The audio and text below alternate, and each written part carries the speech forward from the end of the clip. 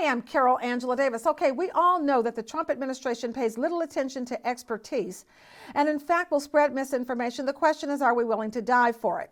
When it comes to the environment, House Republican leader Kevin McCarthy proposed a package of legislation that encourages capturing pollution from power plants, which is a good thing, but then it also encourages drilling for oil, which is a bad thing, and they cancel each other out.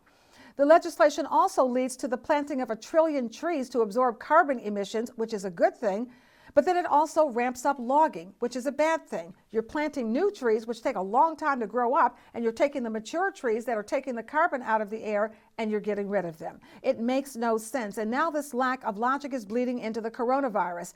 That brings me to our slay word bloviate for expressing opinions in a dogmatic way. The Trump administration's constant bloviating is going to kill us all if we're not careful.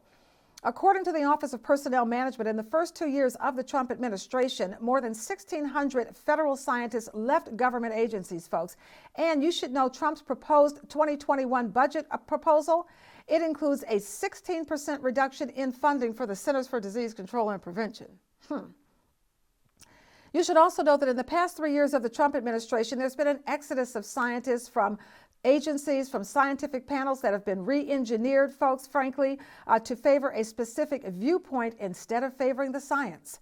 As reported by the Guardian newspaper, former regional administrator for the Environmental Protection Agency, Judith Inc., said this, quote, "When I learned more about this virus, my heart sank. Because I know the Trump administration doesn't value basic science. It doesn't understand it, and it tends to reject it when it conflicts with the political narrative," unquote. Anthony Fauci is the head of the National Institute of Allergy and Infectious Diseases. When he said it could be up to 18 months before we get a vaccine for the coronavirus, Trump responded, "I mean, I like the sound of a couple of months better, if I must be honest." How is that productive? On Fox News, Trump said the World Health Organization's figure of 3.4% as a death rate from coronavirus is really a false rumor. He said that his hunch is that the level is under 1%.